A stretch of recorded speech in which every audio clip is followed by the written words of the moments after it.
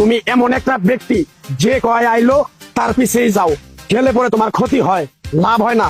কথাটা ঠিক না বে ঠিক? ঠিক। ডাক করলা না, না। যখন তোমার কাছে টাকা পয়সা থাকে, এখন তোমার আপন বন্ধু বান্ধব, কাছের মা বাবা মা থাকে। যখন তোমার কাছে টাকা পয়সা থাকে না, তোমার আত্মীয় স্বজন কোনো বন্ধু বান্ধব তোমার কাছে থাকে না। কথাটা ঠিক না বে ঠিক?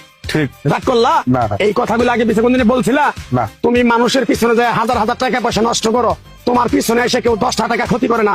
কথাটা ঠিক না বে ঠিক? ঠিক। আরেকবার কও বিসমিল্লাহ, বিসমিল্লাহ। আরেকবার কও সুবহানাল্লাহ। সুবহানাল্লাহ। বিশ্বাসে বস্তু মিলে তর্কে বহুদূর। তোমার যে কথাগুলো বলছি সত্য বলছি না মিথ্যা বলছি? সত্য। তুমি এমন একটা ব্যক্তি, মানুষের দুঃখ কষ্ট দেখতে পারো না, তার পাশে যাই দাঁড়াও, তারা এসে তোমার পিছন থেকে ক্ষতি করার জন্য ঘুরে।